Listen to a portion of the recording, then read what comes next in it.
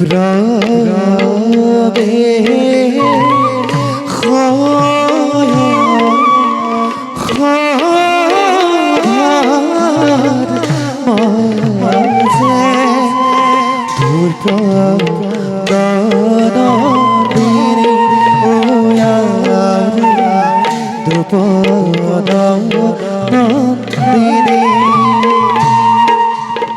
ৰাম হৰি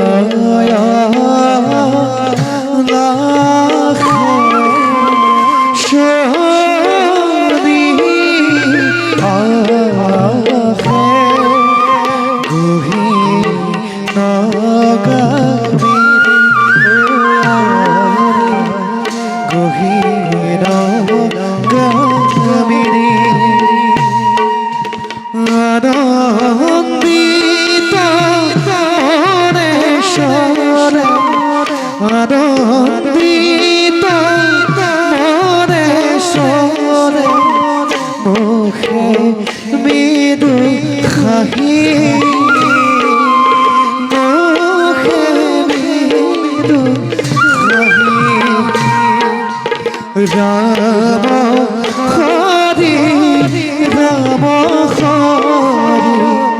ৰাম হৰি গোৰা ধৰ্ম জন গোৰা ধৰ্ম জন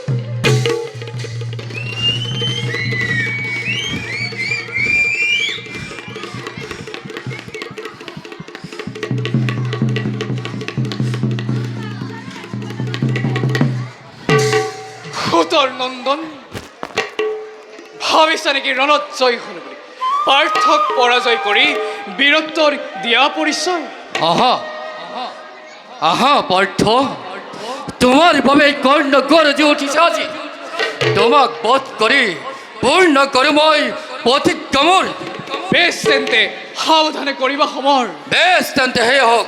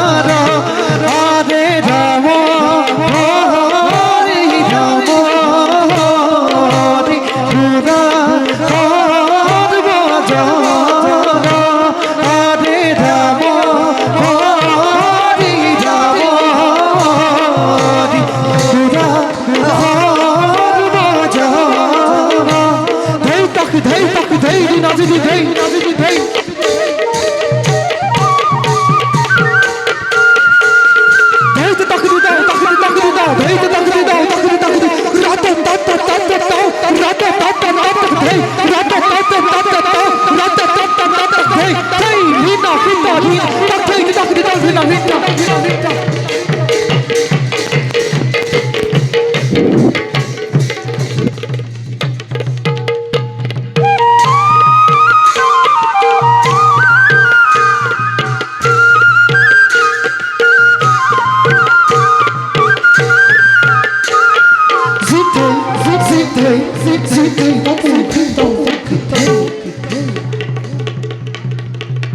প্ৰণাম দাদা। ওঠা ভাই, ভাই সহদেৱ, দাদা, আজি আমাৰ যুদ্ধত জয় হৈছে যদিও ইয়াক নিৰ্ভয় কৰিব নোৱাৰি।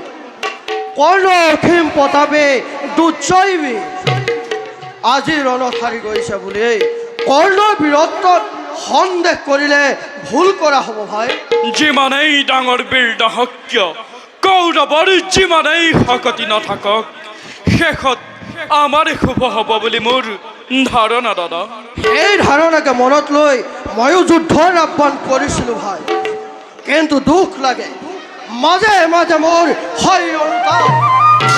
বংশ নাশ কৰি এয়া মই কি কাৰ্য কৰিছোঁ। পাপৰ পৰাশ্চিত্য আৰু দুখৰ শাস্তি আছেই দাদা, তাত বেজাৰৰ কথা কি আছে? দুৰ্যোধনৰ বাহিৰে কোনেও ইমান দুখ বা পাপ কৰা নাছিল ভাই। যদিও বা কৰিছে ৰজাৰ ৰাজ্যতেই ৰজাৰ ধৰ্মকেই নিজ ধৰ্ম বুলি প্ৰজাৰ স্বৰূপে কৰিছে। অধৰ্মী ৰজাৰ পাপ কাৰ্য কোনো জ্ঞানী বা ধাৰ্মিক লোকে অনুমোদন কৰিব নোৱাৰে দাদা। আংশিক সঁচা ভাই। কুট মন্ত্ৰণাকাৰী শুকুনি ই বিবাদৰ গুৰি, এই গোটেই যুদ্ধৰ পুৰোহিত তাৰ কথাকে শুনি অভিমানী দুৰ্যোধনে যুদ্ধত জাপ দিছে। যিমান দিনলৈকে দাদা শকুনি থাকিব জীয়াই, সিমান দিনলৈকে যুদ্ধ চলি থকা সম্ভৱ। বাৰু দাদা, মই এতিয়া যাওঁ। যোৱা ভাই, তুমি ক্লান্ত। হে প্ৰভু, হে প্ৰভু, অবুধ সন্তানক কলৈ টানি নিছা প্ৰভু।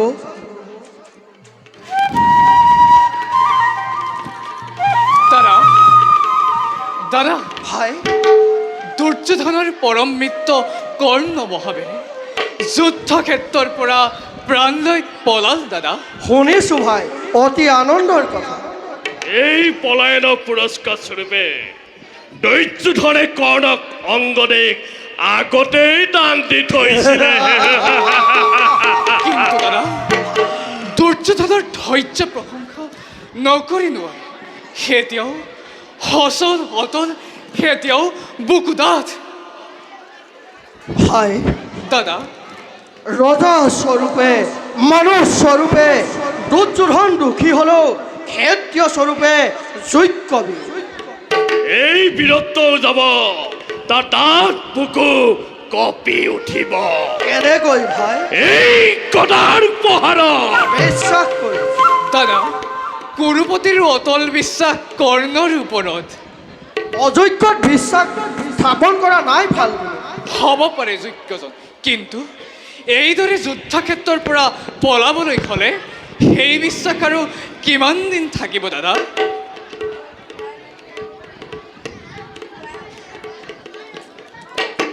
দাদা, তাৰ বাবে চিন্তা নাই, যদুপতি আমাৰ সহায়।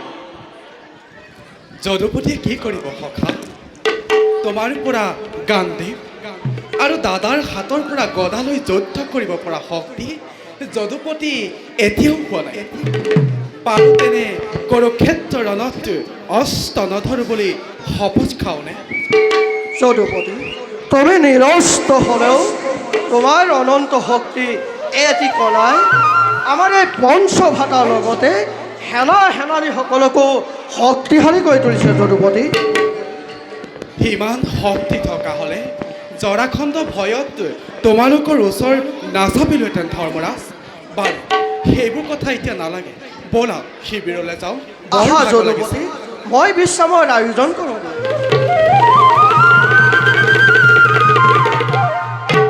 ব'লা যদুপতি, আমিও আজি শ্ৰান্ত। ভীমাৰ্জুনে যৌথ এৰি শ্ৰান্ত হৈছে আৰু আজি শ্ৰান্ত। কালিলৈ মৰ্চা, পৰহিলৈ যদুপতি, যদুপতি, পলৰীয়া অধীৰতা সূতাৰ ভয়ত এই বিকুদাৰ চেতনা লুপ্ত হ'ব নোৱাৰে। যাবলৈ কিমান পৰ?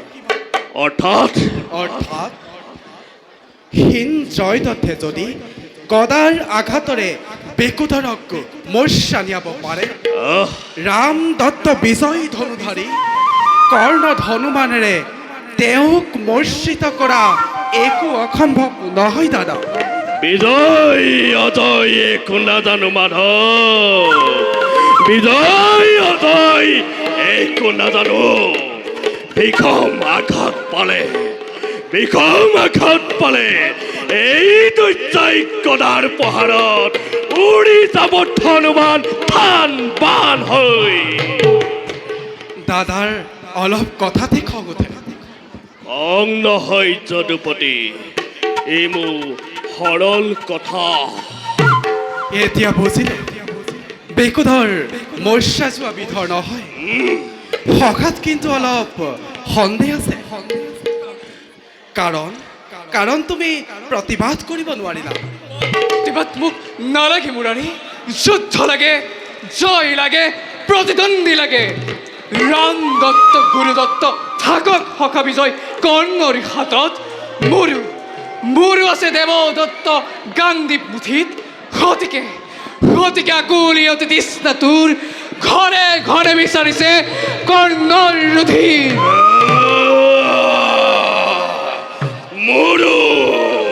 মোৰো আজি উত্তপ্ত লোহিত। মোকো লাগে বুকুৰ অমৃত। পাবা ব'লা এতিয়া। ব'লা।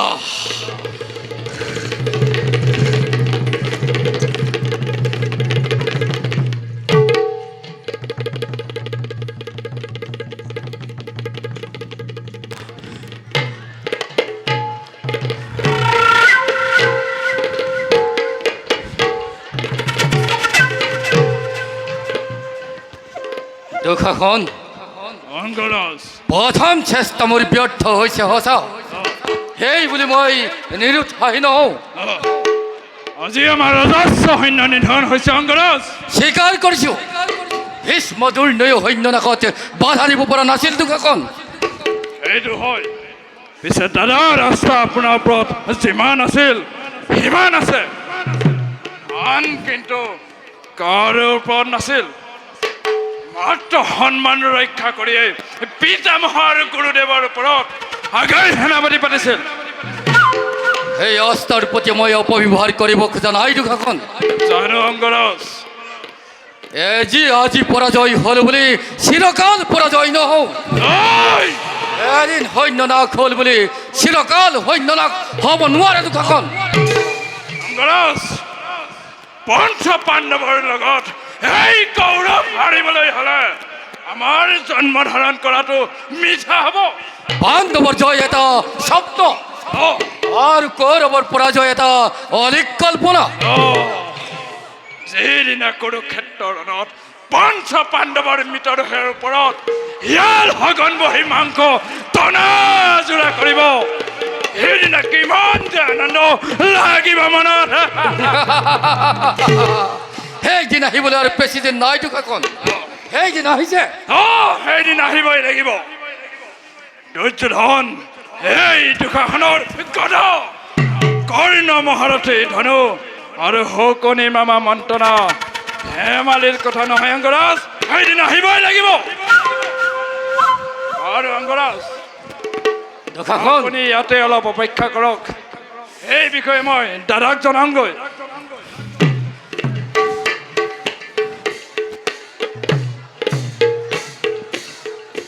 কৃষ্ণ, হ'ব পাৰা তুমি নৰৰূপী নাৰায়ণ। সেই বুলি পাৰ্থৰ মৃত্যুত হস্তক্ষেপ কৰিলে নচলিব। পাৰ্থক তুমি ৰক্ষা কৰিব নোৱাৰা।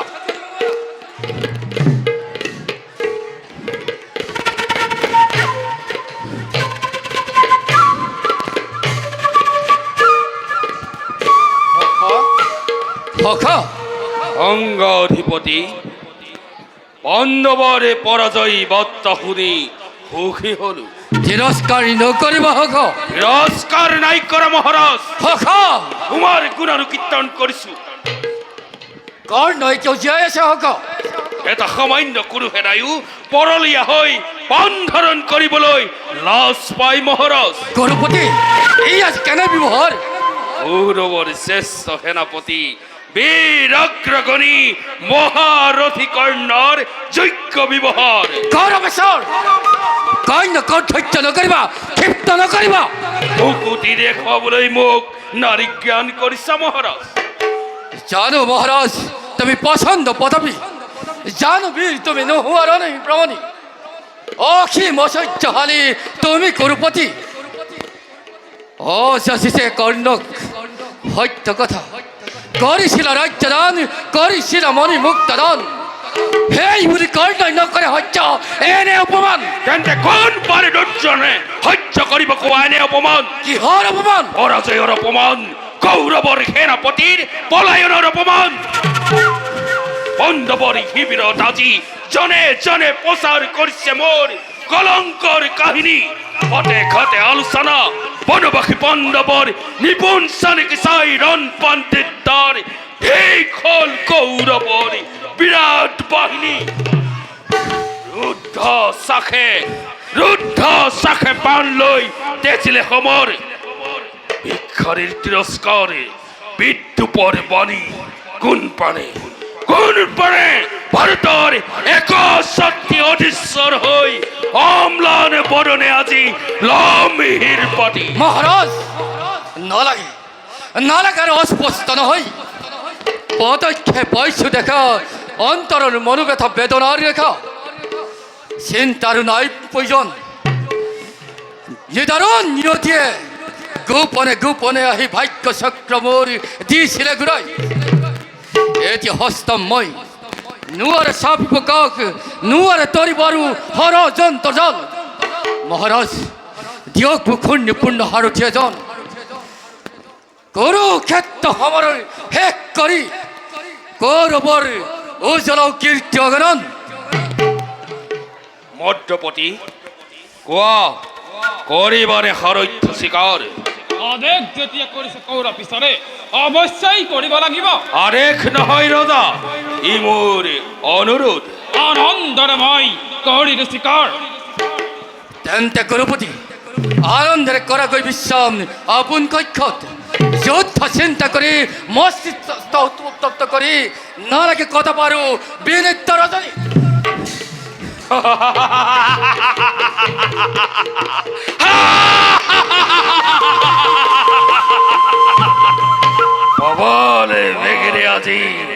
পবলে বেগেৰে আজি ধুমুহা বলিব বাঢ়িবৰ শক্তি আৰু নাই পাণ্ডৱৰ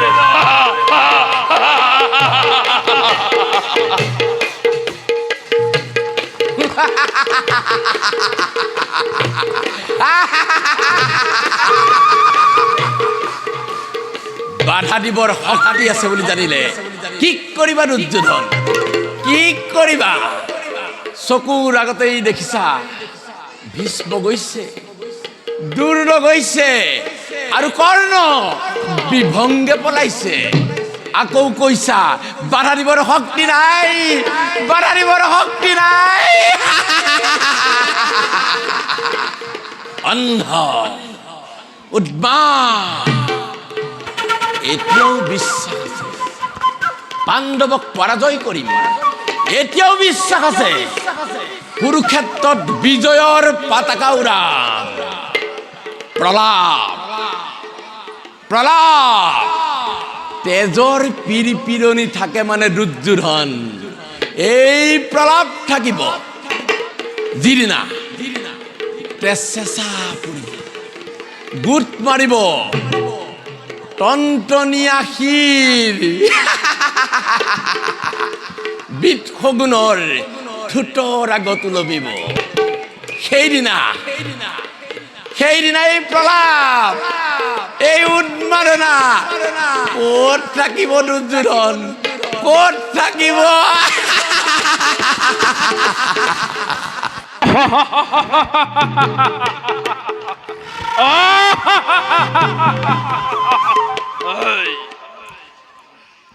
কুৰুক্ষেত্ৰ সমৰত আছে এই ভীষণ সংগ্ৰাম কৰ্ণ যুধিষ্ঠিৰে লাগে এই ভীষণ সংগ্ৰাম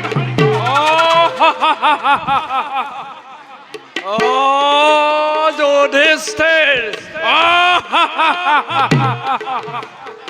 বহু কিছে যুধিষ্ঠিৰ অংগৰাজ বাস কৰা বাস কৰা ক্ষমা নাই ক্ষমা নাই দয়া নাই ধৰ্মৰাজ বলে অংগৰাজ বাস কৰা হত্যা কৰা ধৰ্মৰাজ বলে নাই ৰক্ষা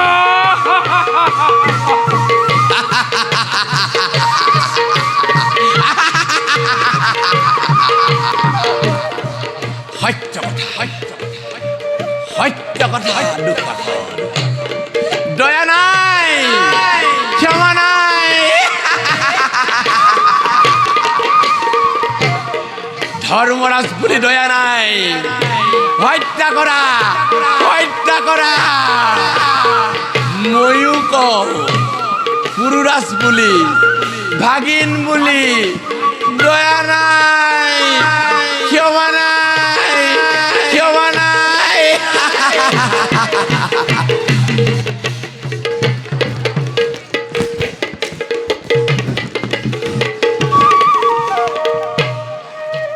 ধর্মরাজ কোথ কোথ তোমার এই করাধারে ভাই বিকুদর খান দপ্তা সৃষ্টি করো কোথ এই তোমার ভাই পার্থ অকল হরে হেরি তোমাক কোথ এই মধ্যের তলয় যা চিরদিন পূজা করিছ কোথ এই কুত কলিয়া কৃষ্ণ দৈব্যকী নন্দন এৰি দে হে ৰাধাৰ নন্দন কোনোবাই যদি তো মই মৃত্যুদণ্ড দেও উপহাৰ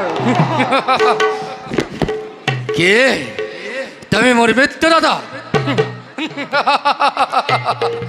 ধর্মরাজ বুদ্ধিহীন মতি সন্নহীন নহয় বিধাতা তোমাক মই আনন্দের দিশ মুক্তি দান ইচ্ছা করা হলে কৌরব রাজসভাত লৌহ কারাগারে বন্দী করে রাখিব পারিল হেতেন তোমাক কিন্তু নকৰো রহস্য ই মোর জীবন রহস্য কর্ণকে কেউ ভঙ্গ নকরে নিজের প্রতিজ্ঞা ধর্মরাজ তুমি মোর নাসিল প্রতিদ্বন্দ্বী পার্থক্য উদ্দেশ্য করিল চলিছিলে মোর রথ আগুরি ধরিলা তুমি মোর পথ তোমার ববে হেরাল মোর আজির শিকার নহলে না পাল হেতেন তুমি এনে তিরস্কার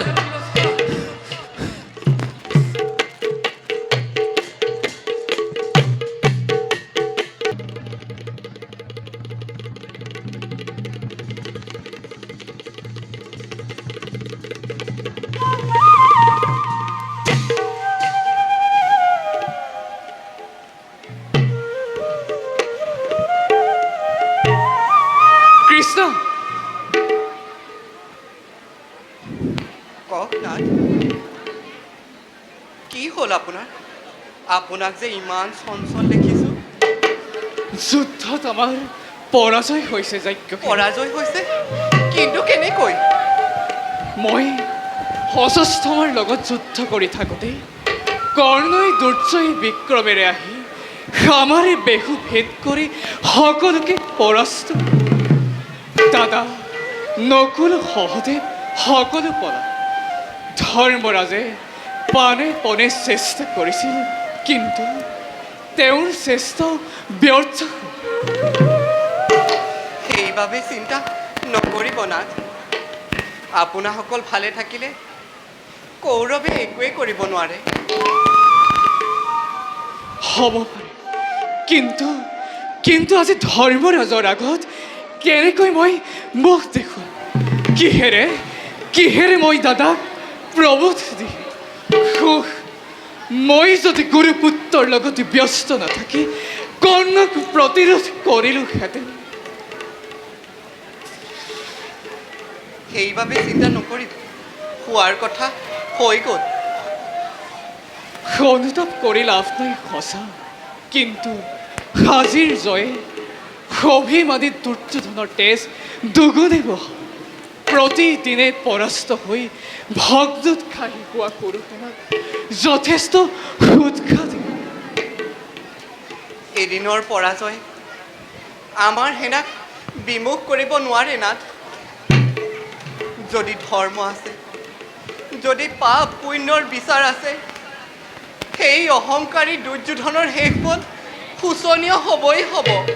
কৃষ্ণ তোমাৰ বাক্যই যেন সত্য হৌৱা মহাৰাজ আহিছে। আহিছে। যোৱা যোৱা তুমি শুশ্ৰূষাৰ আয়োজন কৰা। ভাল বাৰু।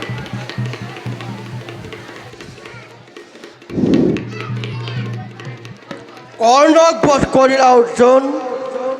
মই সংসপ্তক আৰু অস্বস্থমাৰ লগত যুদ্ধ শেষ কৰি অলপ আগতে শিবিৰ পাইছোঁ আৰু ইয়াত আহি জানিব পাৰিছোঁ যে যুদ্ধত আমাৰ পৰাজয় হৈছে।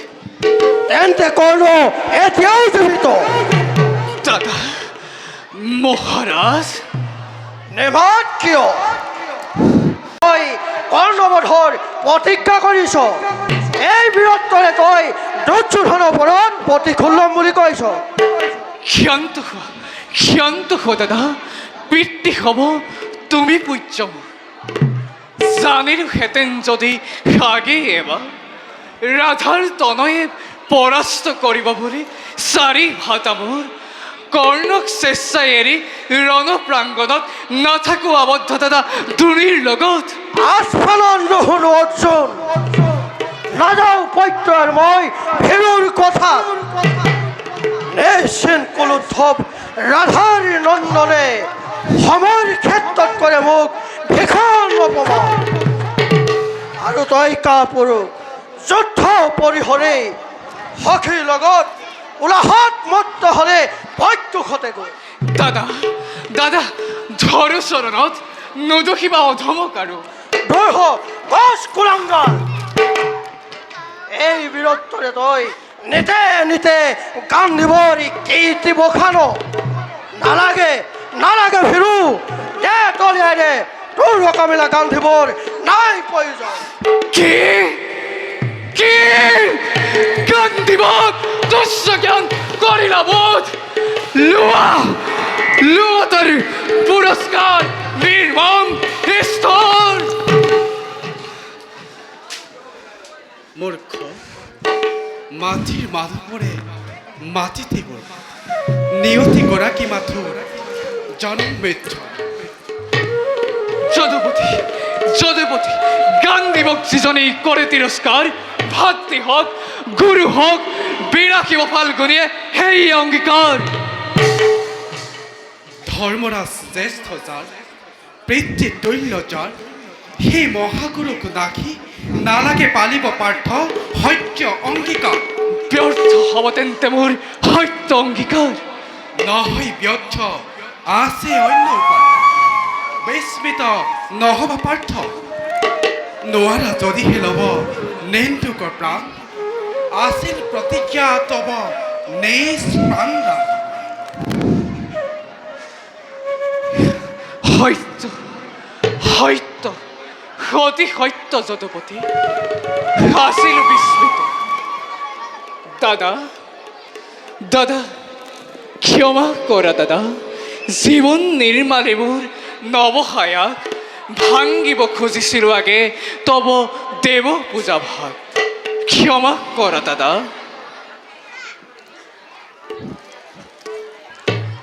চিন্তা নাই যদুপতি। আপোন বিদাৰী আজি আপোন বক্ষ আপোনাৰ আপোন শৰীৰ ঢালি তৰ্পণ কৰিম তাৰে সত্য অংগীকাৰ। সত্যাশ্ৰী বীৰত্ব পৰাকাষ্ঠ দেখুৱাব নালাগে। আত্মহত্যা কৰি জগতত কীৰ্তি ৰাখিব নালাগে। যদি আত্মহত্যা কৰিব খুজিছা তেন্তে আত্মশ্লাঘা কৰা। আত্মশ্লাঘা কৰিলে আত্মা দান কৰা হ'ব।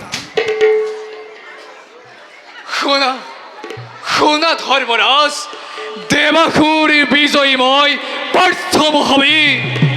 সেই সুদৃঢ় বাহুৰে ধৰিখ্যাত কৰিছিলোঁ লক্ষ লক্ষ ৰাজেন্দ্ৰ মণ্ডলী সেই স্বয়ম্বৰ দিনা ধ্ৰুপদ পালাৰ সৃষ্টি সংহাৰকাৰী ত্ৰিশূৰীৰ সতে। শুনা শুনা ধৰ্মৰাজ, পাশুপাত হস্তলাভ কৰিছিলোঁ মই। আজি আজি তব সন্মুখত কৰিছোঁ ভীষণ প্ৰতিজ্ঞা। সাক্ষী সাক্ষী তুমি যদুকুলময়। সেই কান্দিবেৰে মোৰ কুৰুক্ষেত্ৰ সমৰস্থলীত বিৰাশী ৰাধাৰ পুত্ৰ দৈৰথ যুদ্ধত কৰ্ণশূন্য কৰিম মেদিনী। ব'লা দাদা বলা চলো।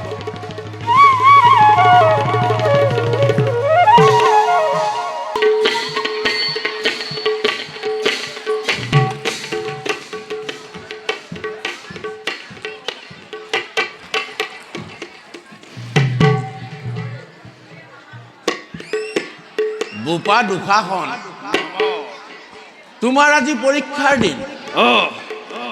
কৌৰৱেশ্বৰ দুৰ্যোধনৰ জ্যেষ্ঠ ভাতা আৰু বিকুটৰৰ যোগ্য প্ৰতিদ্বন্দ্বী তোমাৰ এই গদাৰ আঘাতে ৰাক্ষস ভীমৰ মূৰ চূৰ্ণ কৰি তাৰ আসুৰিক লীলা খেলা আজিয়ে শেষ কৰিব লাগিব। মামা সন্দেহ কৰিছা তুমি? আজি ইমান দিনে এই দুষাখনৰ প্ৰতাপ কি তুমি দেখা নাই?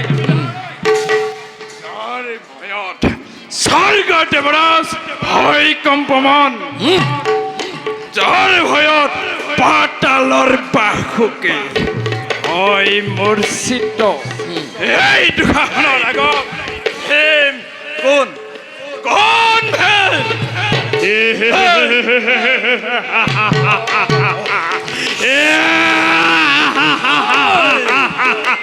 ভীম কোন ভীম কোন ভীম তো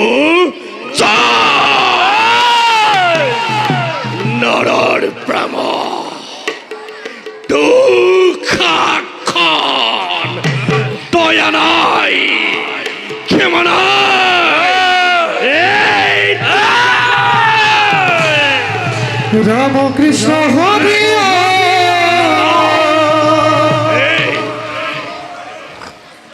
মামা হকুনি মামা হকুনি মই নহওঁ বিকুদৰ, মই নহওঁ। মই ৰাজচলা দ্ৰৌপদীক ব্যৱস্থা কৰা নাই। মোৰ বক্ষ ৰক্ত প্ৰাণ কৰিম বুলি তুমি প্ৰতিজ্ঞাও কৰা নাই। তোমাৰ প্ৰতিজ্ঞা এই ৰাজভাতা দুষাখন। এই দুষাখন কি চাই আছা?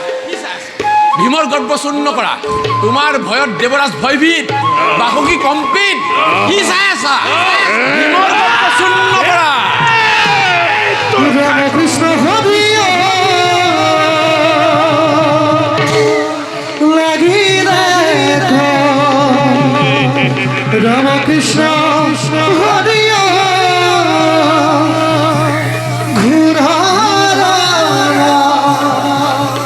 রাম কৃষ্ণ হরি মহাবীর জিতে জিতে জিতে জিতে জিতে জিতে জিতে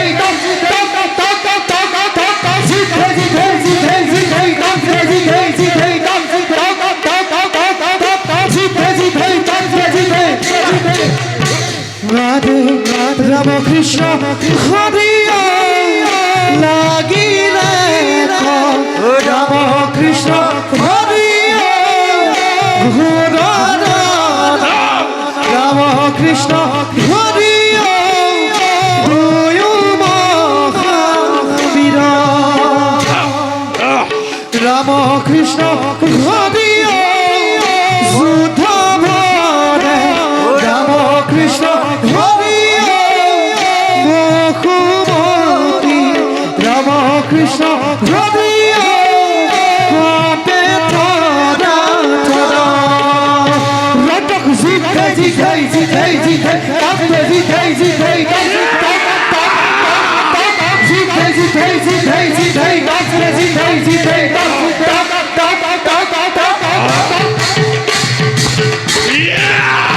রাধে রাম কৃষ্ণ হরি হের যাবি রাম কৃষ্ণ হরি রূপে রাম কৃষ্ণ হরি হেরায়ানতা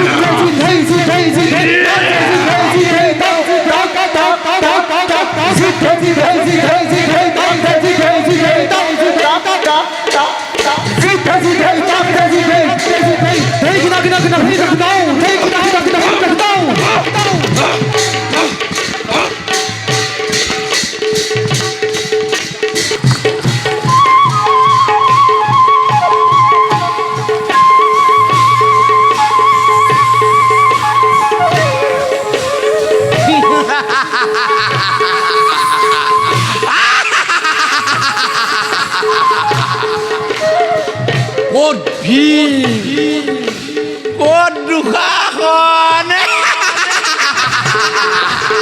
হৌৱা হৌৱা হৌৱা গদাই গদাই হৈছে মহা সংঘৰ্ষ পিতা পিতা হস্তৰ খৰিতেৰে ৰাঙলী মোৰ জীৱনৰ ৰঙা জবা পাহি তোমাৰ পাদপদ্মত কৰিম উৎসৰ্গা কৰিম উৎসৰ্গা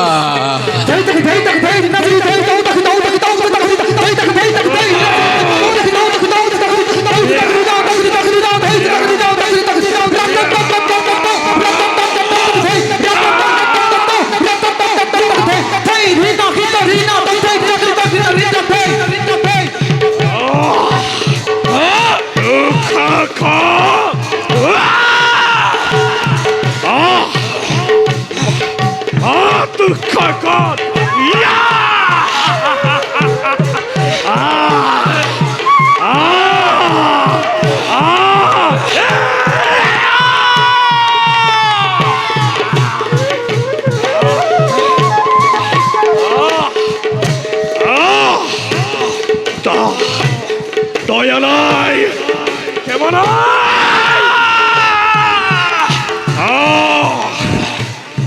মাঠ মাঠ দৈত্যধনক মাঠ দৈত্যধনক মাঠ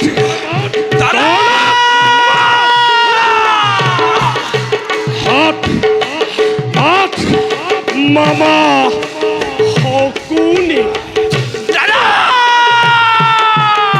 মাঠ মাঠ দৈত্যধন এই দুঃখ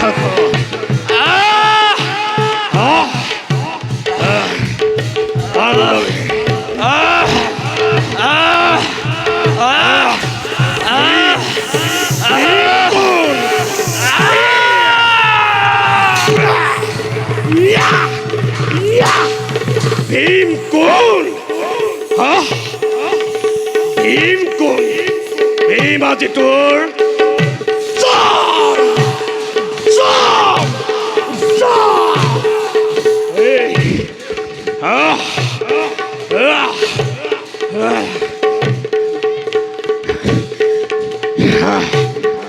এই দুৰ্যোধন কৰ্ণ শকুনি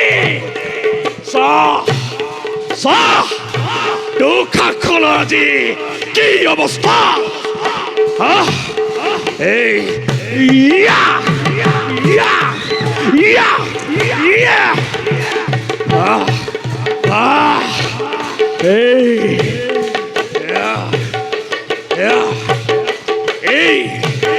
এই হাতেৰে তই পাঞ্চালীক ব্যৱস্থা কৰিছিলি এই হাতে তই পাঞ্চালীক ব্যৱস্থা কৰিছিলি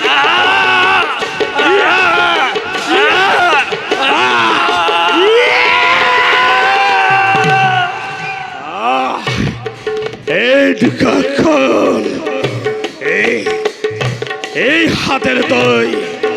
এই হাতেৰে তই পাঞ্চালী কেশত ধৰি ৰাজমহলৰ ভিতৰলৈ টানি আনিছিলি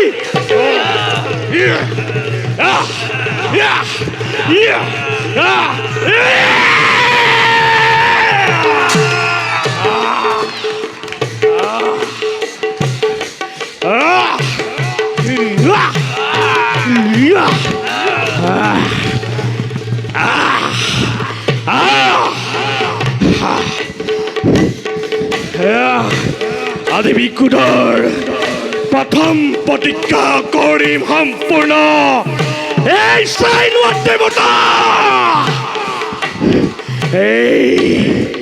এই দুঃখাখন এই দুখাখন এই দুখাখন এই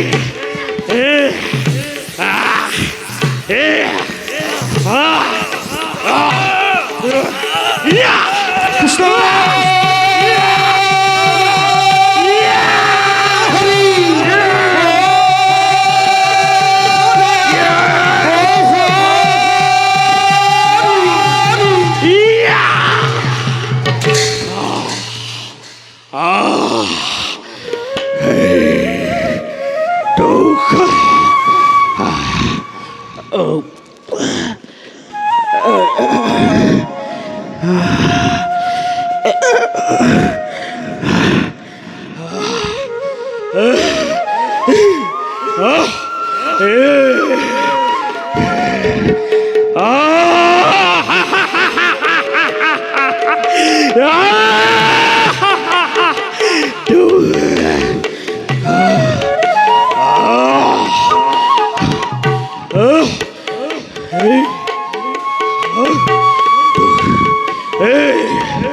এই দুখাখন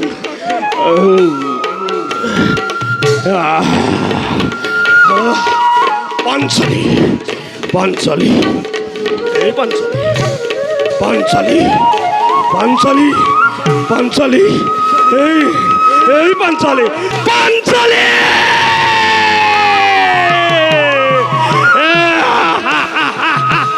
পাঞ্চালী এই পাঞ্চালী পাঞ্চালী এই পাঞ্চালী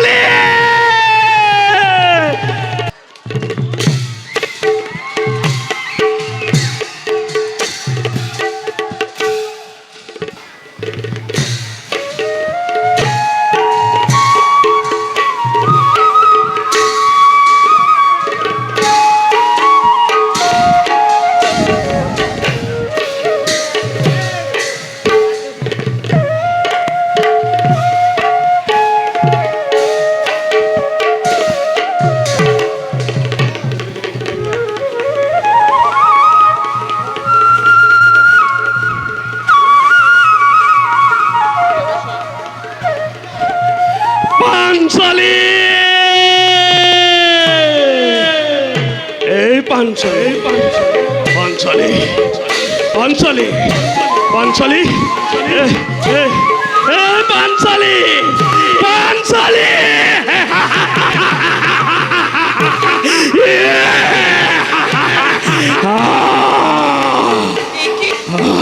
গোটেই গাত তেজ আপুনি আহত হৈছে আহত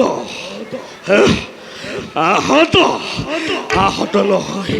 আহত নহয় পাঞ্চালী নিহত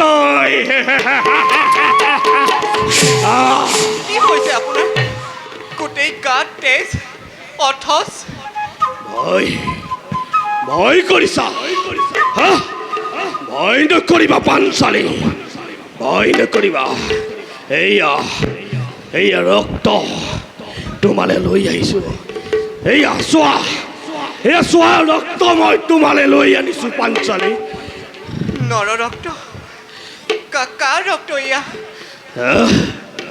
কাৰ ৰক্ত ভাতৃ ভাতৃ স্নেহৰ ভাতৃ ৰক্ত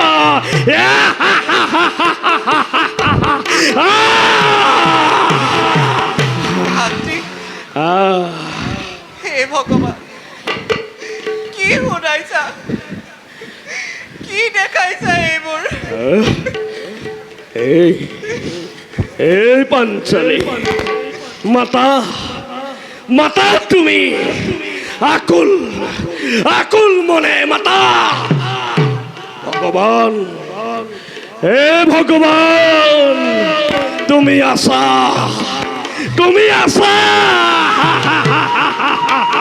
হে পাঞ্চালী কি তুমি মোক হত্যা কৰিবা কৰা মোক হত্যা কৰা চিৰ ভাগিবই মোক হত্যা কৰা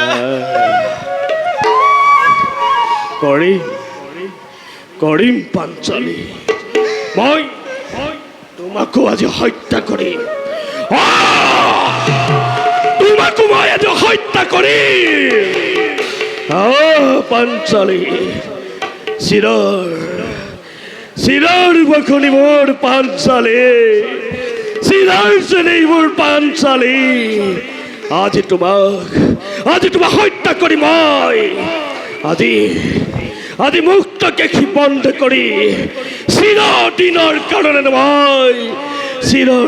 কাৰণে মই মুক্তকে মুক্ত কৰি লোৱা পাঞ্চালী।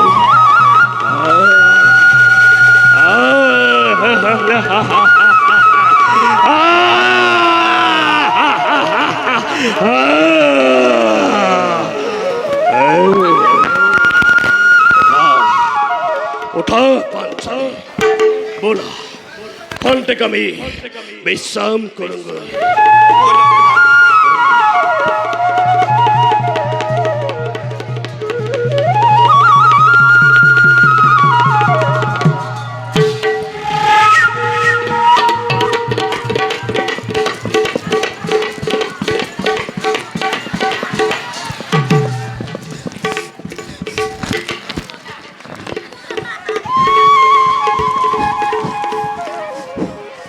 বীৰগণ, তোমাৰ ৰথ বসুমতে ৰাগ কৰিছে। মই গৈ অন্য ৰথৰ ব্যৱস্থা কৰোঁগৈ। যোৱা হল্য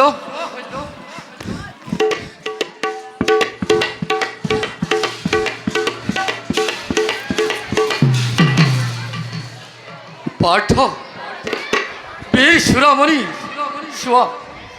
চোৱা মেদিনীয়ে গাকে মোৰ চকা। সেয়েহে খন্তেক বিশ্ৰাম কৰা, বীৰাৰীৰ বক্ষ ধৰাৰ উদ্ধাৰ কৰো ৰজ মোৰ। বীৰবৰ অপেক্ষা কৰিলোঁ, মুক্ত অবিলম্বে। সাৱধান ধনঞ্জয়, কোনো ক্ষমা নাই। যদুপতি, তুমি আই নেকি দয়াময় অগতির অগতি?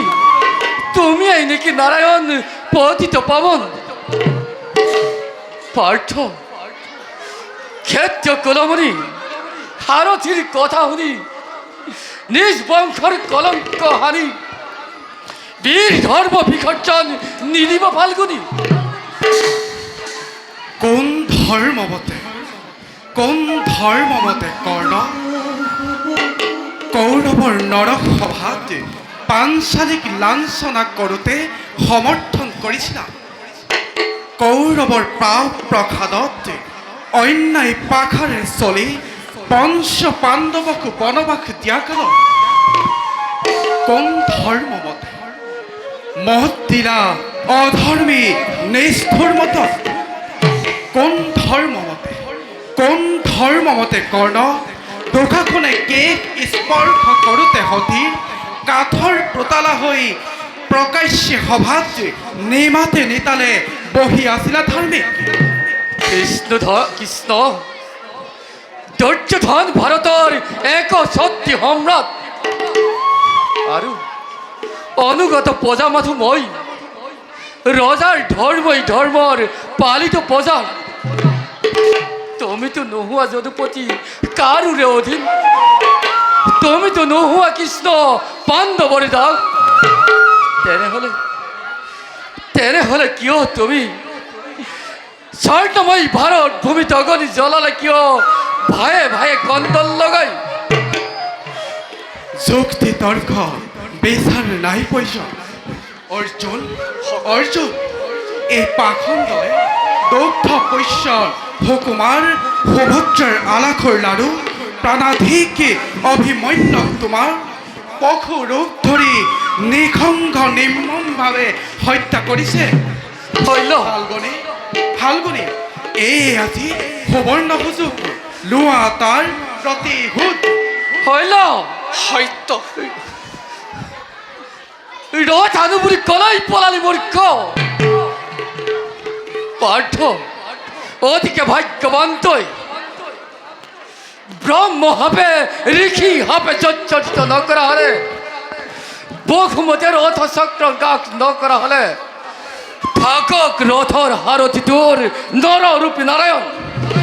তোৰ মুণ্ড শিৰচ্ছেদ কৰি ক্ষেত্ৰ পূজাৰী হৈ পাৰ্থ ভোজিৰ হাতানো মই তোৰ ছিন্ন ভিন্ন সেই মুণ্ডলৈ তাৰ আগতে আজি অধম পামৰ তোৰ খুন্দিৰে পূজা হওক মাধৱৰ। বেছ তেন্তে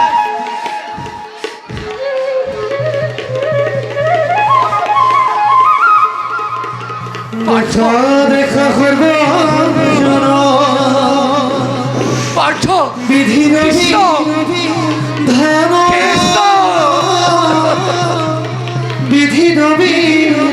কৃষ্ণ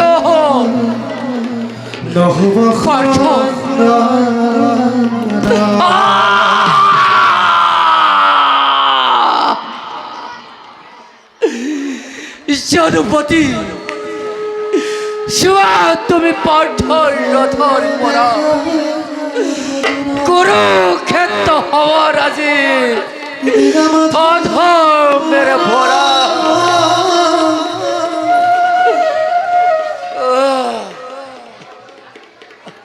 নহয় অধৰ্মে ভৰা কুৰুক্ষেত্ৰ ধৰ্মক্ষেত্ৰ এই যে পৰিণতি যোৱা কৰ্ণ ধনুধৰ সৰগ স্থান পাবা ঐশ্বৰ মনোহৰ দয়াময় শেষ হ'ল আজি মোৰ জন্মৰ কাহিনী হে প্ৰভু জন্ম জন্মান্তৰে যেন স্থান তোমাৰ ৰাতুল চৰণত এই প্ৰভু ভিক্ষা মাথো তজু চৰণত বিদায় বিদায় বিদায়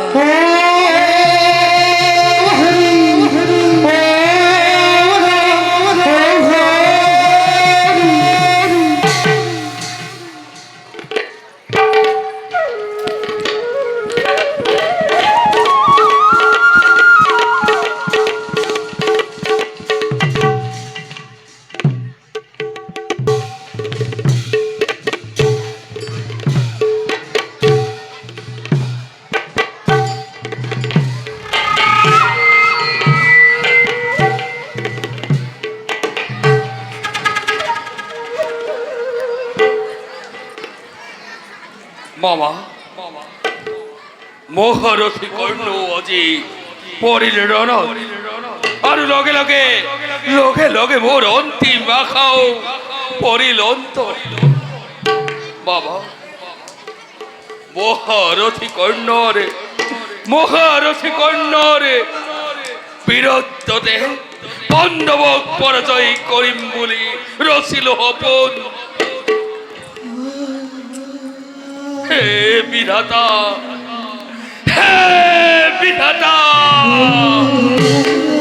ভীষ্ম দুৰ্ণ কৰ্ণ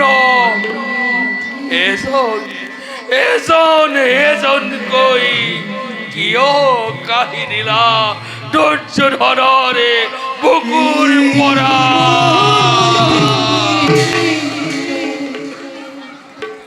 বেজাৰ কৰি থাকিলে আৰু কি হ'ব ভাগিন? অদৃষ্টত যি লিখা আছে অৱশ্যে হ'ব।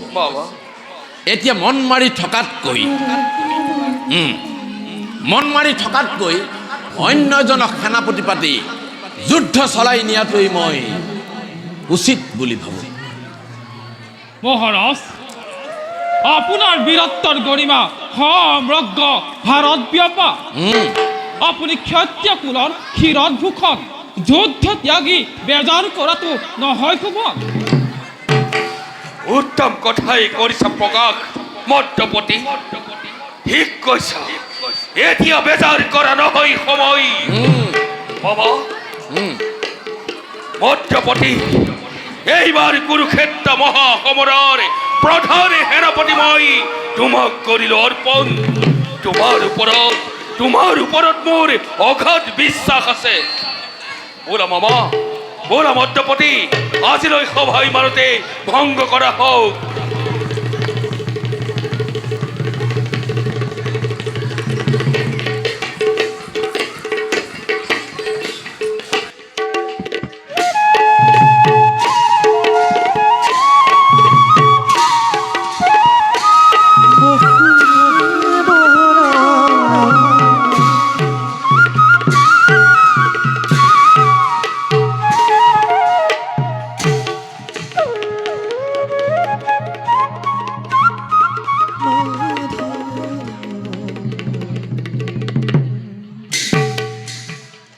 কুৰুক্ষেত্ৰৰ ৰণৰ সামৰণি পৰি আহিছে। বাকী মাথো দৈৰ্যধনক কিবা এটা কৰিব নোৱাৰিলে পাছত কৰা টান হৈ পৰিব। দৈৰ্যধন দাদাৰ পৰম ভক্ত। শৈল্য আৰু সকলো ইহঁতৰ বাবে বিশেষ চিন্তান্বিত হ'ব নালাগিব। দাদা তীৰ্থৰ পৰা ঘূৰি অহাৰ আগতে দৈৰ্যধনক কিবা এটা কৰিব নোৱাৰিলে পাছত কৰা টান হৈ পৰিব। সকলোকো লগে লগে আদৰ কৰিব লাগিব। আজি মোৰ পৰম ভাগ্য, নাৰায়ণৰ আগতেই ওলালোহি। প্ৰণাম। মামা, তোমাৰ কথাকে ভাবিছিলো। কুৰুক্ষেত্ৰৰ ভাৱ এৰি মোৰ কথা ভাবিছিলানে? কুৰুক্ষেত্ৰ ভাৱৰ মাজতেই মোৰ কথা ভাবিছিলা? মাজতে মামা। তেতিয়াহ'লে আমাৰো চাউল উকলিল। কিয় মামা? অতদিন ডাঙৰ ডাঙৰ গ্ৰহ নক্ষত্ৰৰ কথা গণনা কৰি আছিলা দেখি আমি চকুত পৰা নাছিলো।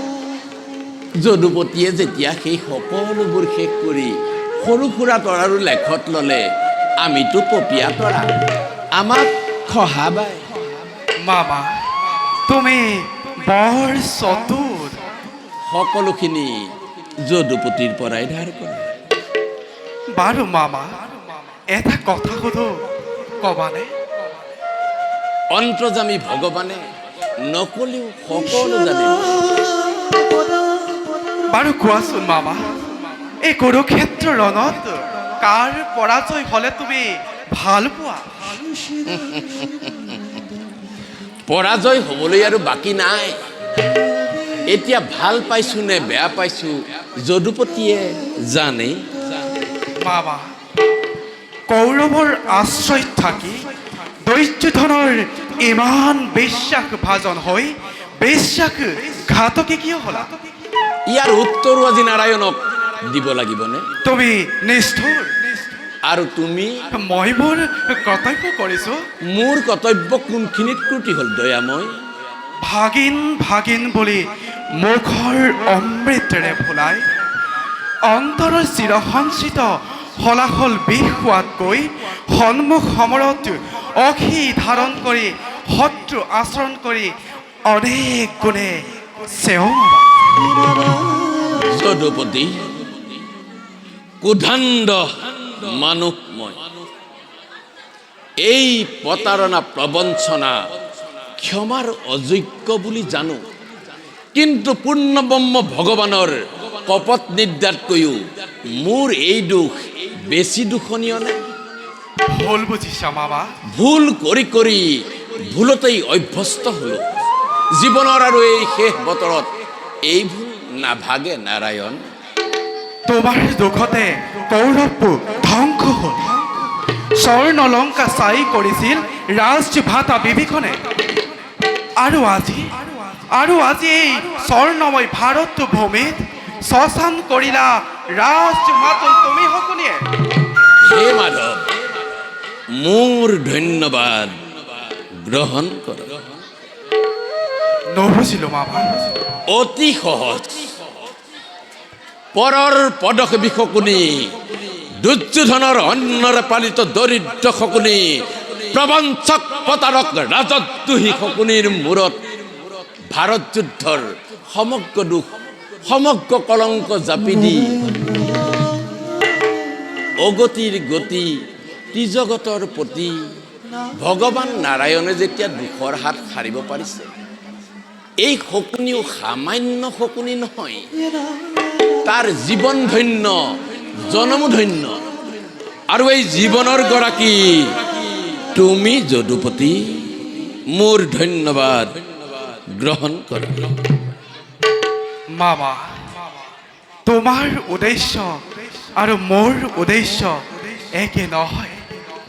তোমাৰ উদ্দেশ্য প্ৰতিশোধ ধ্বংস, কিন্তু यदा यदा हि धर्मस्य ग्लानिर्भवति भारत अभ्युत्थानं धर्मस्य तदात्मानं सृजाम्यहम् परित्राणाय साधूनां विनाशाय दुष्कृतं धर्म संस्थापनार्थाय सम्भवामि युगे युगे।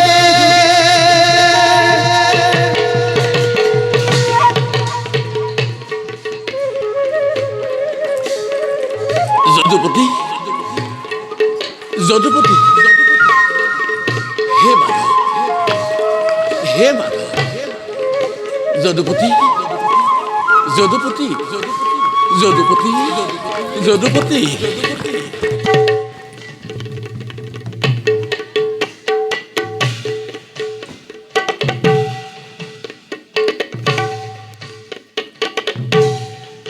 ভাৰত যুদ্ধত যি কাম কোনো সমাধা কৰিব নোৱাৰিলে সেই কাম সমাধা কৰিব শৈল্য। দুৰ্নবধৰ দিনা শকুনিয়ে কোৱা কথা আজি মোৰ মনত পৰিছে। শৈল্য, তুমি এই দুৰ্যোধনৰ মান ৰক্ষা কৰিব লাগিব। আজি সেই অপূৰ্ব সুনাৰী সুযোগ সমাগত।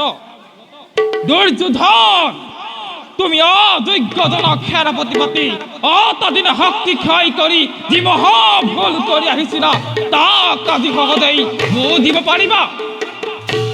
মধ্যপতি কুৰুক্ষেত্ৰৰ আদি সেনাপতি পতা হলেই হস্তিনাপুৰত পতিহীনা অবলা বৃত্তিহীনা পুত্ৰ কন্যাৰ কৰুণ বিনৰি শুনিব নালাগিলহেঁতেন।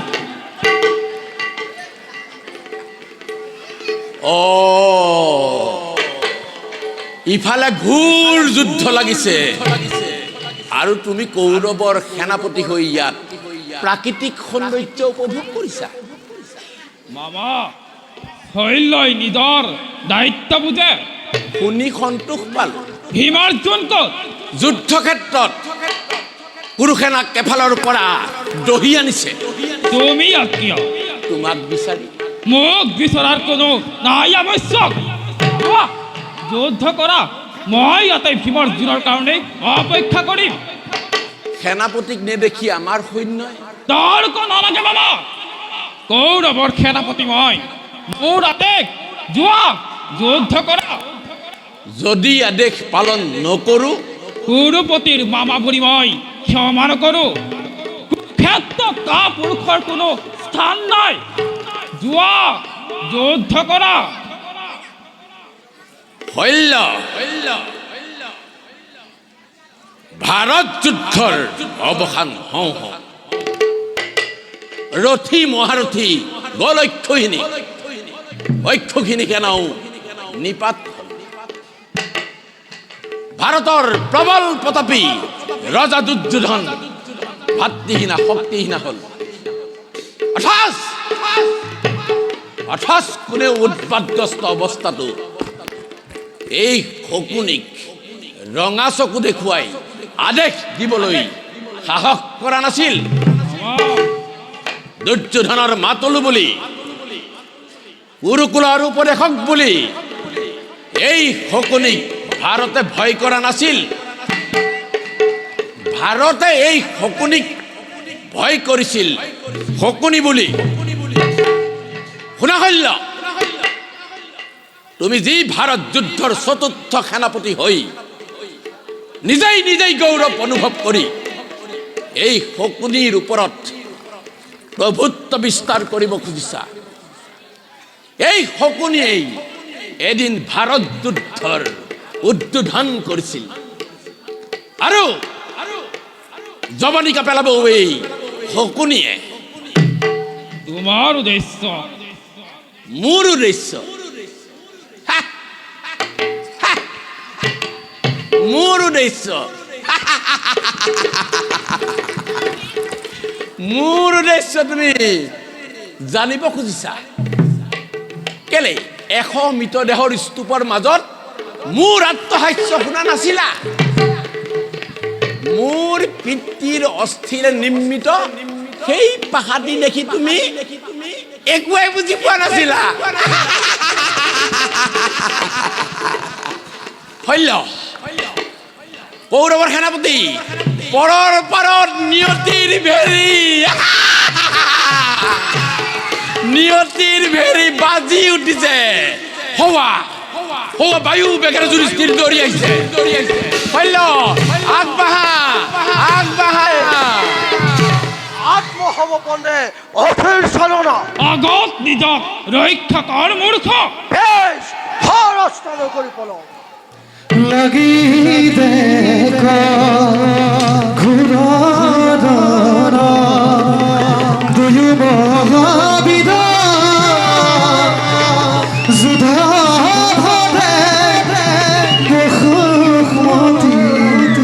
কপে থৰা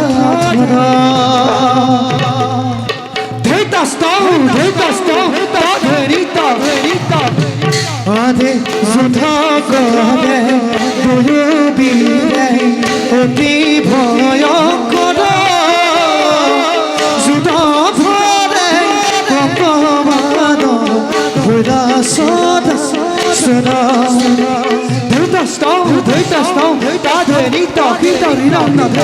আধে অষ্টঘাতে মদ্রপতি ভূমিত পদিনা রাম হরি খরজে বোলা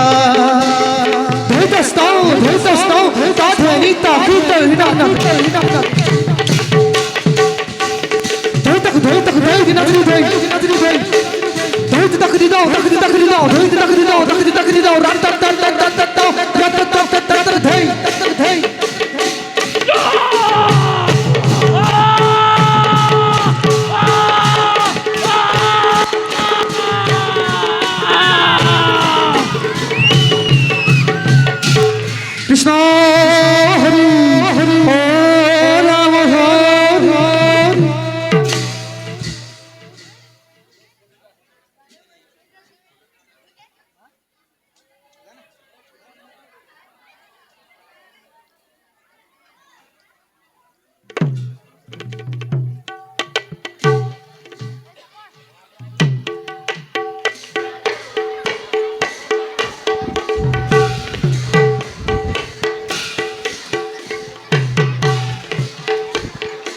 নাই ইয়াতো নাই ক'ত পলাল পৃথিৱীৰ ইমূৰ পৰা সিমূৰলৈকে বিচাৰি উলিয়াই হলেও কুলান্ধাৰ গান্ধাৰ পুত্ৰ শকুনিক আজি মই কৰিম হত্যা শকুনি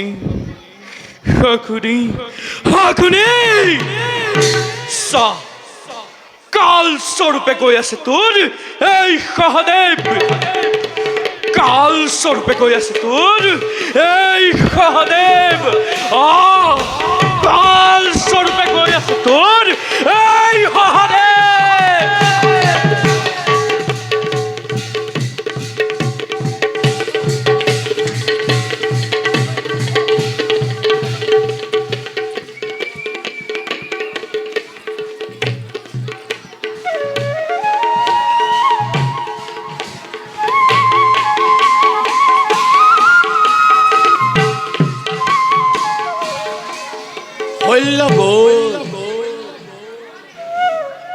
সহদেৱেও মোকেই বিচাৰি ফুৰিছে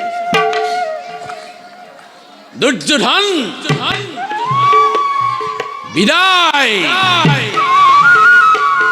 যি শকুনিৰ ৯৯টা ভাতৃক এমুঠি অন্নৰ কাৰণে অন্ধকাৰ কাৰাগাৰত ৰাখি তিল তিলকৈ মৃত্যুদণ্ড দিছিলা আজি এই শকুনিয়েও তোমাৰ ৯৯টা ভাতৃক কাল চক্ৰত পেলাই অন্ধ ধৃতৰাষ্ট্ৰৰ বুকুত ১০০খন চিতা জ্বলাই তাৰ প্ৰতিজ্ঞা আক্ষৰে আক্ষৰে পালন কৰিছে।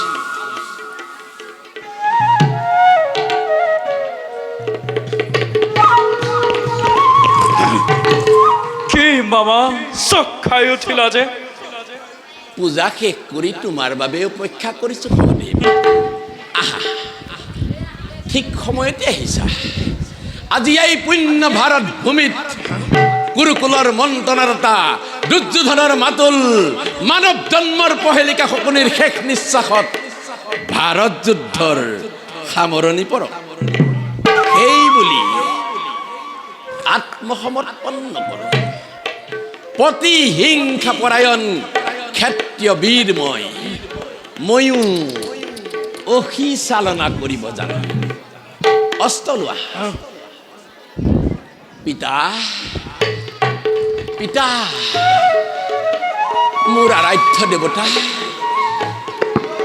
৭০ শোণিতেৰে ৰাঙলী মোৰ জীৱনৰ ৰঙা জবা পাহি তোমাৰ পাদপদ্মত কৰিম উৎসৰ্গা। ধৃতৰাষ্ট্ৰ, দুৰ্যোধন, গান্ধাৰী, এই শেষবাৰৰ বাবে কৌৰৱৰ ভাগ্য বিধাতা মৃত্যুৰ আগতে শিৰচ্ছেদ কৰাৰ আগতে শ্যামল ভাৰত ভূমিক চাই লওঁ।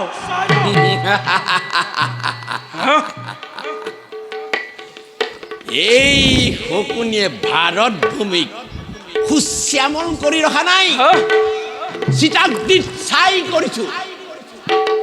ৰাজা দুৰ্যোধনক ৰাজা কৰি ৰখা নাই, তাক পথৰ ভিক্ষাৰী কৰি ভাৰতৰ স্মশান ঘাটত হিয়া ভুকুৱাই ভুকুৱাই কান্দিবলৈ এৰি দিছো। মিত্ৰদোহী, জ্ঞাতিদোহী, তাৰ পুৰস্কাৰ গ্ৰহণ কৰ। সহদেৱ, যি শকুনিয়ে ৯৯টা ৰাজভাতাক মৃত্যুদণ্ড দিব জানে, সেই শকুনিয়ে মৃত্যু গ্ৰহণ কৰিবও জানে। আজি মোৰ মৃত্যু নহয় সহদেৱ, মোৰ মুক্তি মুক্তি মুক্তি। তেন্তে চিৰ মুক্তি প্ৰদান কৰে। লাগিলা লাগিলা দুয়ো মহাবীৰ যুদ্ধ ভনে ভনে বসুমতী কপে থনা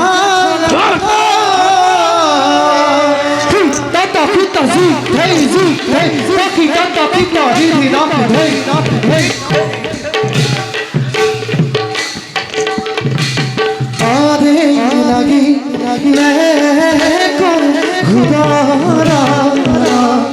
দুহে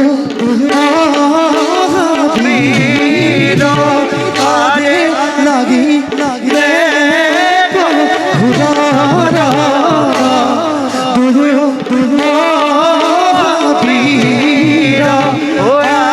যুদ্ধ যুদ্ধ বসুমতী কপে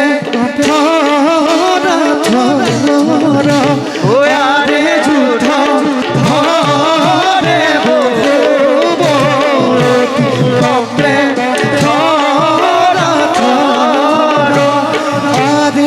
অষ্ট অষ্টাতে ফকুরীর মাতি গদিলা পদ পদে বসুমতী কপে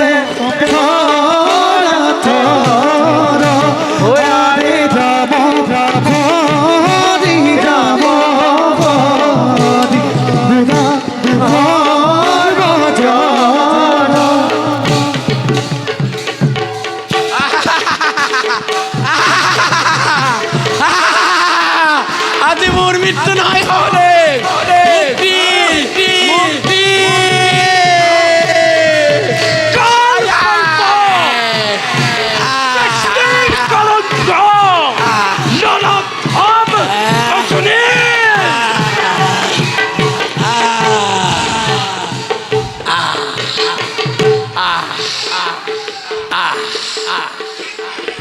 তৃপ্তি তৃপ্তি তৃপ্তি কৃষ্ণ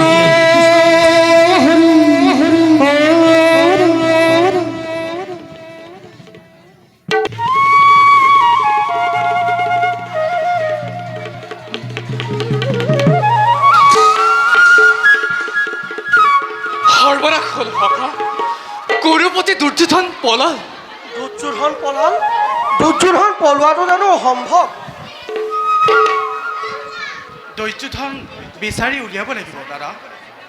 সঁচা কথা সখা কুৰুপতি দুৰ্যোধনক বিচাৰি উলিয়াবই লাগিব, নহ'লে দুৰ্যোধনে সৈন্য সামন্ত গোটাই অন্য এখন কুৰুক্ষেত্ৰৰ আয়োজন কৰিব। আয়োজন কৰক যুদ্ধ কৰিব লগা হ'লে আকৌ কৰিম। পলৰিয়াক বিচাৰি ফুৰাৰ কোনো আৱশ্যক নাই। আৱশ্যক আছে সহদেৱ। শত্ৰুক একেবাৰে নিৰুদ্দেশ কৰি থাকিলে পাণ্ডৱ সিংহাসন সুখকৰ নহ'ব। তেন্তে ব'লা যদুপতি, দুৰ্যোধনক বিচাৰি যাওঁ। দাদা কোৱা ভাল। দাদা ব্যাধৰ মুখে জানিব পাৰিছো দৈত্যধন বোলে হৰ্ণ মধ্যত কৰিছে প্ৰৱেশ। গতিকে আমি দৈপান সৈন্যৰ ওচৰলৈ যাব লাগে দাদা। ব'লা ভাতৃ। আহা দাদা।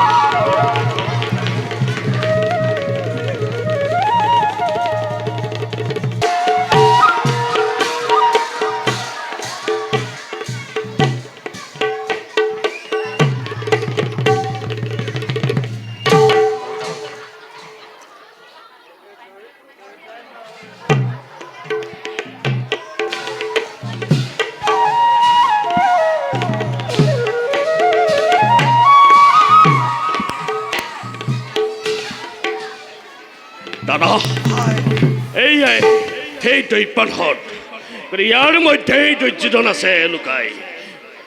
যদুপতি, তেন্তে দুৰ্যোধনক বিচাৰি পোৱা নোপোৱাটো একে হ'ল যদুপতি। দাদা ধৰ্মৰাজ, যদুপতি, তুমি উচ্চ স্বৰে ভৰ্ৎসনা কৰা। দৈত্যধন মহা অভিমানী, তেওঁ নিন্দা বাক্য সহ্য কৰিব নোৱাৰে। সেয়েহে দাদা তুমি পাৰ্য মানে তেওঁক নিন্দা কৰা। তেন্তে সেয়ে হ'ব যদুপতি।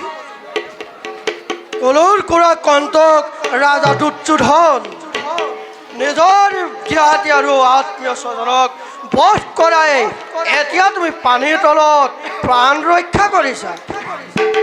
ইমান কাপুৰুষ বুলি জনা হ'লে তোমাৰ সমে যুদ্ধৰ আহ্বান নকৰিলো। এই ক্ষেত্ৰত তুমি লজ্জিত হোৱা বা নোহোৱা, মই কিন্তু অত্যন্ত লজ্জিত। মিছাতেই নিন্দা নকৰিবা ধৰ্মৰাজ। কুৰুক্ষেত্ৰত ভক্তি হেৰুৱাই ক্ষত বিক্ষত দেহেৰে খন্তেক কৰিছো বিশ্ৰাম। আজি দেখোন বৰ ধাৰ্মিক হৈ পৰিলা দুৰ্যোধন। অভিমন্যুৰ বধৰ সময়ত, দুৰ্পতি বস্ত্ৰ হৰণৰ সময়ত তোমাৰ ধৰ্মলৈ মনত নপৰিল দুৰ্যোধন। আহা, তুমি উঠি আহা। পাণ্ডৱৰ পৰা যিকোনো এজনক বিচাৰি যুদ্ধ কৰা। আহা, উঠি আহা। ধৰ্মৰাজ,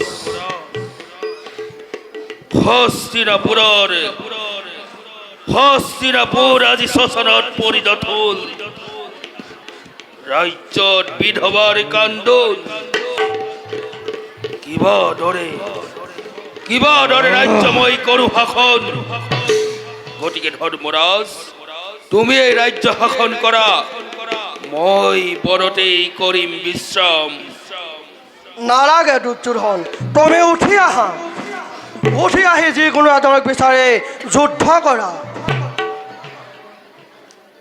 ধৰ্মৰাজ, ধৰ্মৰাজ, এই দুৰ্যোধন, এতিয়াও যুদ্ধৰ বাবে মই নহওঁ প্ৰস্তুত। তোমালোকে হস্তে হস্তাৰে সুসজ্জিত হৈ আছা যুদ্ধৰ বাবে। মই আৰু মই অস্ত্ৰহীন কবচহীন মাত্ৰ ৰবা দুৰ্যোধন লোৱা হে অস্ত্ৰ আৰু বিচাৰি লোৱা তোমাৰ কাৰণে কোনজন যোগ্য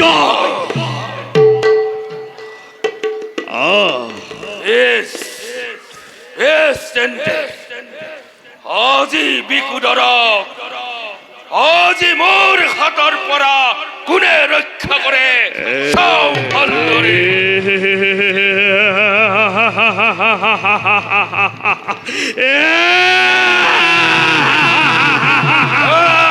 দুৰ্যোধন দয়া নাই ক্ষমা নাই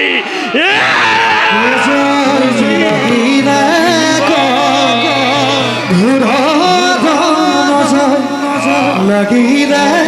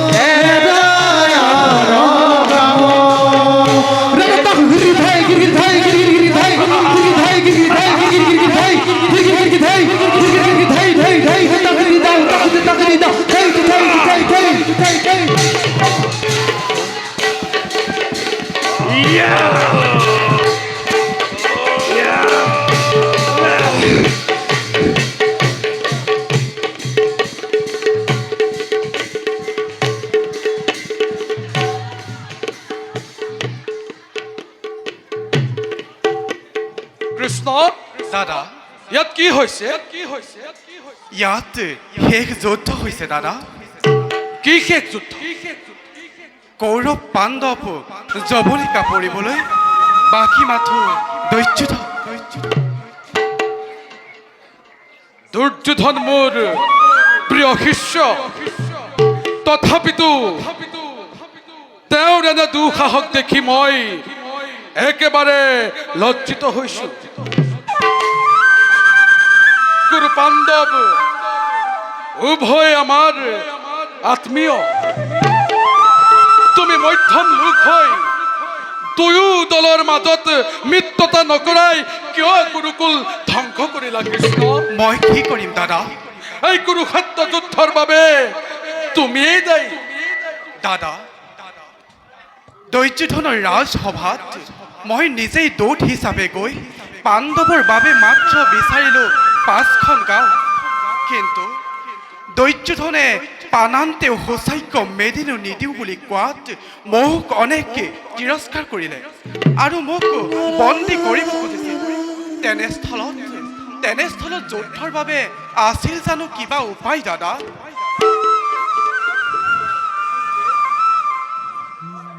প্ৰণাম গুৰুদেৱ প্ৰণাম গুৰুদেৱ উঠা শিষ্যদয় দুৰ্যোধন গুৰুদেৱ তুমি শহীদসকলৰ হিত বাক্য নুশুনি কিয় বংশ নাশ কৰিলা? এতিয়া দিওঁ তোমাক মই হিত উপদেশ। পাণ্ডৱক অৰ্ধৰাজ্য দান দি সন্ধি কৰা। গুৰুদেৱ হয় যদি হয় মৃত্যু মোৰ, তাক মই সাদৰেৰে কৰিম গ্ৰহণ, কিন্তু পাণ্ডৱক বেজীৰ আগত অহা ক্ষুদ্ৰকণ মাতিও নিদিওঁ কদাপি। অবোধ নুশুনিলে মোৰ হিত উপদেশ। যা তোৰ ইচ্ছামতেই কৰ সকলো। কৃষ্ণ মই দ্বাৰকালৈ যাওঁ। দাদা, আপোনাৰ হৃষ্টদয় আমোদজনক গদাধৰ আপুনি হক পৰিদৰ্শন। তেন্তে তোমাৰ অনুৰোধ মই ৰাখিছো কৃষ্ণ। এতিয়া যুদ্ধ আৰম্ভ হওক, কিন্তু ইয়াত যুদ্ধ কৰাতকৈ পঞ্চবনলৈ বোলা। কুৰুক্ষেত্ৰৰ ভিতৰত সেই ঠাইডোখৰ পবিত্ৰ, আৰু তাত মৃত্যু হোৱা লোকৰ অক্ষস্বৰ্গ লাভ হ'ব। গতিকে বৌলা তাতে আমি যুদ্ধ আৰম্ভ কৰোঁগৈ। গুৰুদেৱ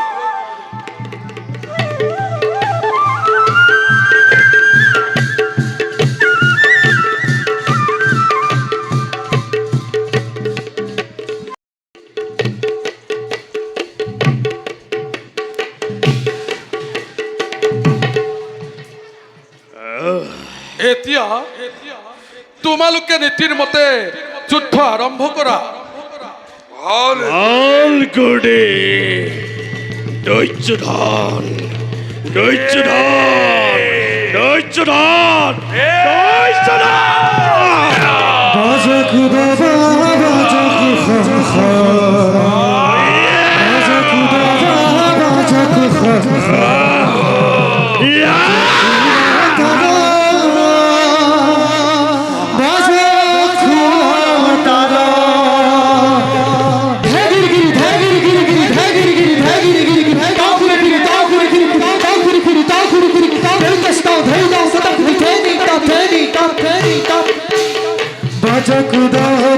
বাজক বাজক বাবা বাজক দাবা বাজক বাজক দাবা বাজক বাজক খুনা দাদা বাজক খুনা দাদা জয় বীরা যুদ্ধ কর জয় বীরা যুদ্ধ কর জয় বীরা যুদ্ধ কর জয় বীরা যুদ্ধ কর দেখি ভয়ঙ্কর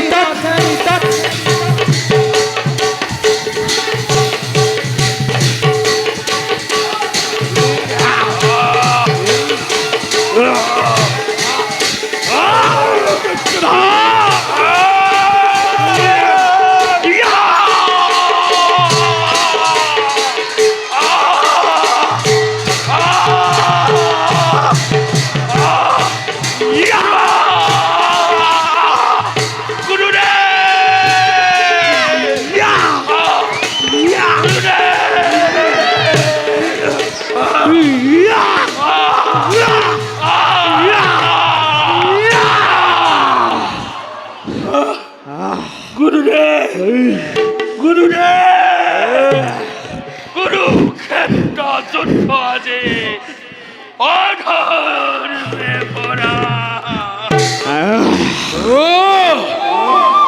পাখণ্ড ভেন গদাযুদ্ধৰ নীতি বিসৰ্জন দি তই নাভিৰ তলত প্ৰহাৰ কৰিলি।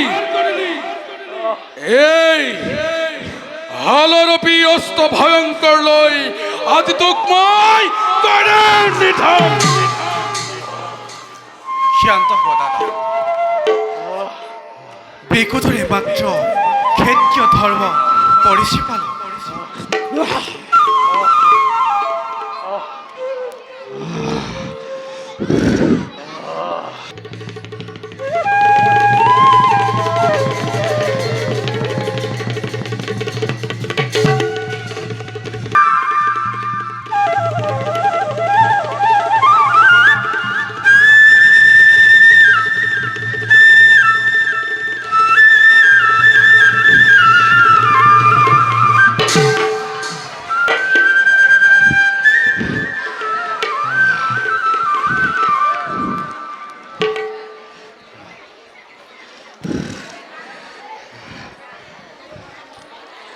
দাদা ধৰ্মৰাজ, যদুপতি, এতিয়াৰ পৰা তোমালোকে শান্তি ধৈৰ্য অৰুৱাই দেশে দেশে কৰা ধৰ্ম ৰাজ্য সংস্থাপন ভাল যদুপতি।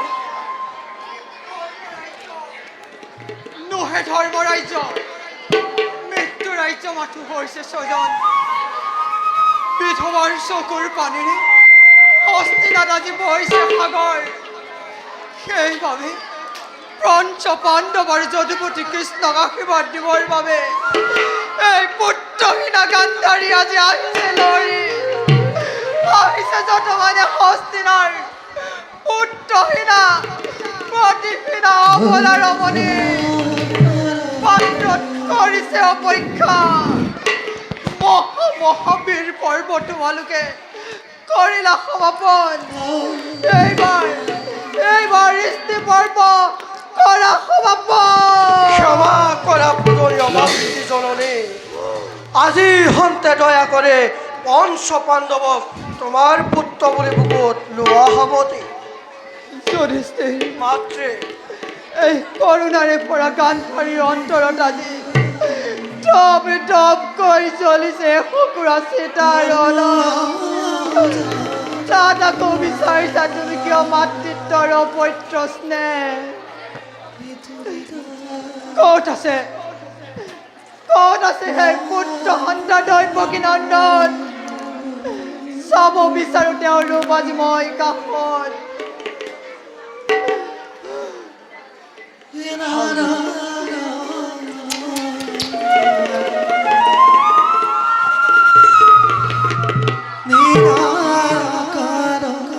হে দেৱী, মই তোমাৰ সন্মুখ চাই লোৱা কৃষ্ণক তুমি।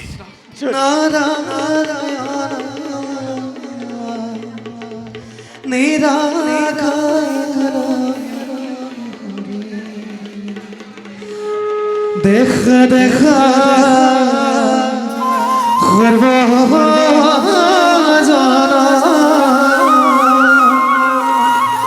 লীলা মাধব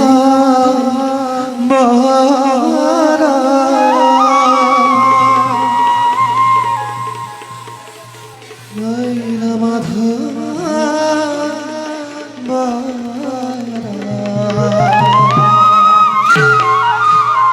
ঈশ্বৰ পৰ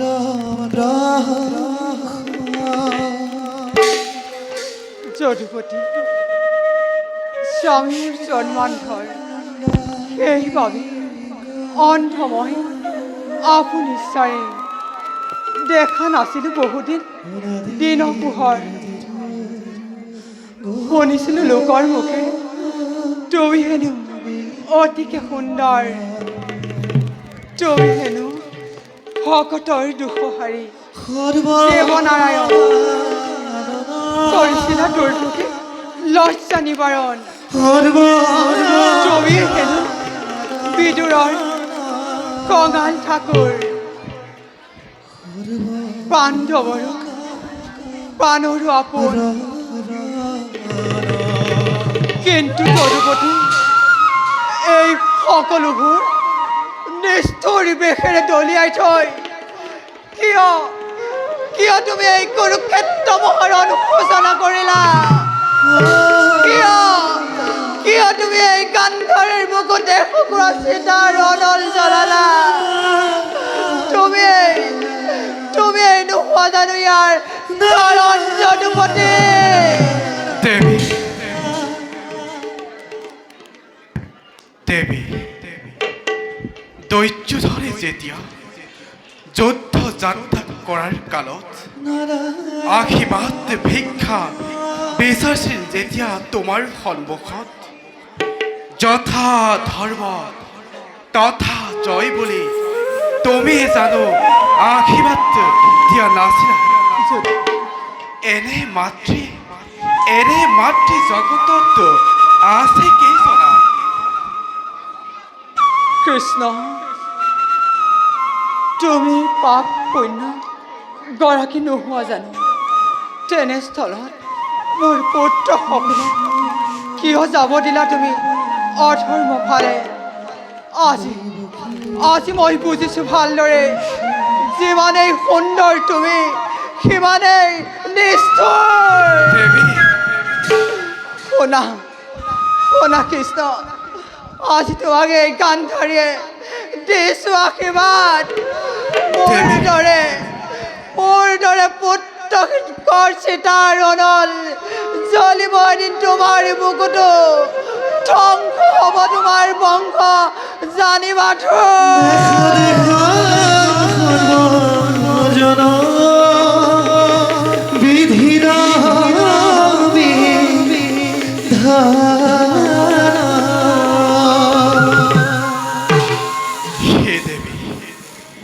অভিশাপ দিলা যদিও অতিকে ভীষণ, নত শিৰে মানি ললো বিধাতাৰ আশীৰ্বাদ বুলি। শুনা দেৱী, ভৱিষ্যতে বাহিৰে যদু বংশ ভূভা হৰণৰ হেতু নিজ হাতে ধ্বংস কৰিম আপোন বংশ। কৃষ্ণ, উত্তৰ শোকত দগ্ধ হৈ পিতাহে জ্ঞান হেৰুৱাই অভিশাপ কৰিলো প্ৰদান। বুজিছো এতিয়া এইদৰে চলিব সংসাৰ। পৃথিৱী মূৰ্খ মানৱে এইদৰে খটাব নিজৰে জঞ্জাল। শুনি পাৰে অন্তৰ মহিমা তোমাৰ, কোনে বুজিব পাৰে তোমাৰ অন্তৰ অপাৰ মহিমা? দেখা সর্বজনা বিধিবিধান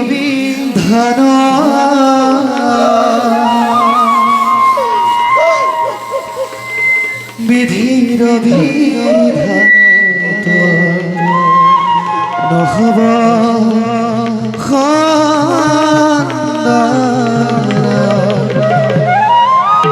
শ্রীকৃষ্ণয় বসুদেবায় দৈবকী নন্দনায় নন্দগোপ কুমারায় গোবিন্দায় নমো নমঃ গোবিন্দায় নমো নমঃ গোবিন্দায় নমো নমঃ।